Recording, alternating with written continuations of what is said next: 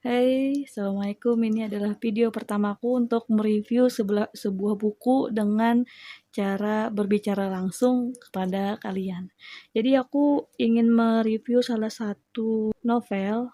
Ini ada novelnya. Tuh, Teka-teki Rumah Aneh. Tahu ini nih karena menonton channelnya YouTube dari Kanaya Sopiado, jadi terpincut karena reviewnya di sana bagus sekali.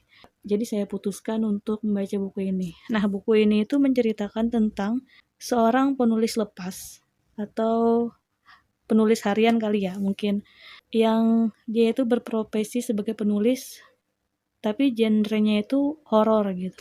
Kemudian si penulis ini itu mempunyai seorang teman yang ingin membeli sebuah rumah di Tokyo karena kan teman satu kerjanya ini biar lebih dekat dengan pekerjaannya, dia membeli rumah juga yang dekat dan strategis di Tokyo. Ketika temannya ini pengen membeli rumah itu, temannya ini merasa ada satu kejanggalan atau keanehan dengan desain rumah tersebut. Karena desain rumah tersebut menyimpan satu misteri, yaitu ada satu ruangan yang tidak memiliki pintu. Jadi dia pun bertanya kepada si penulis lepas ini sebagai temannya, kenapa ada ruangan tersebut di rumah ini? Apa fungsinya?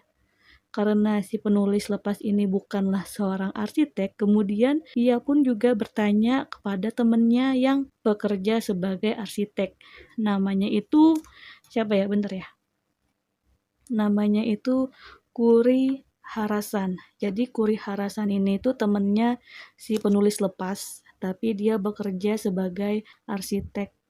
Kemungkinan temannya ini lebih mengetahui apa fungsi ruangan yang tidak berpintu tersebut, yang aneh tersebut. Jadi ketika penulis lepas ini menghubungi temannya yang arsitek ini dan berbicara tentang desain rumah yang misterius itu, mereka melakukan sebuah analisis yang mencengangkan. Kemudian meskipun mereka membuat analisis-analisis tapi tetap belum ketemu jawaban yang sebenarnya. Jadi hanya praduga-praduga. Karena semakin penasaran pun si penulis lepas ini tidak hanya sampai di situ, dia bercerita lagi dengan temannya yaitu seorang editor, dan teman yang editor ini pun menyarankan untuk si penulis lepas ini agar bisa menemukan jawaban dari rumah aneh tersebut.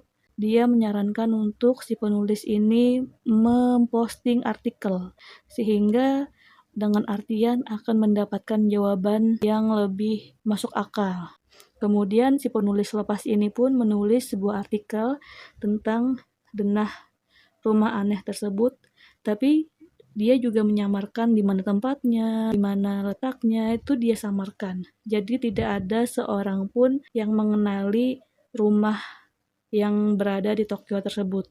Kemudian ketika dia merilis artikel tersebut, tanpa diduga ada satu orang yang menghubunginya melalui email. Orang tersebut mengaku mengetahui rumah yang dimaksud artikel tersebut. Kemudian mereka bertemu dan fakta demi fakta pun terungkap yang sangat mencengangkan. Bagi kalian yang membaca buku ini pasti akan merasa kayak, hah, kok ini lagi?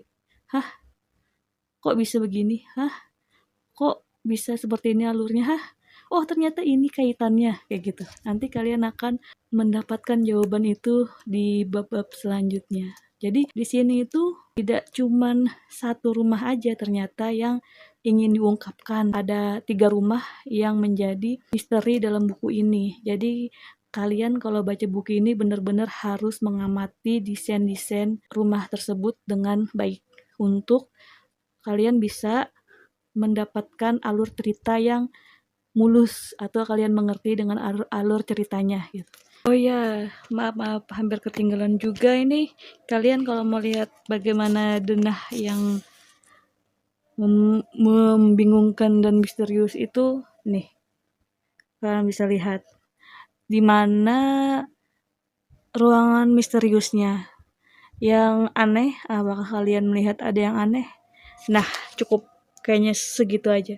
Nah, jadi untuk kalian pecinta buku misteri, kalian bisa baca buku ini dan temukan kejutan-kejutan lainnya di setiap halamannya.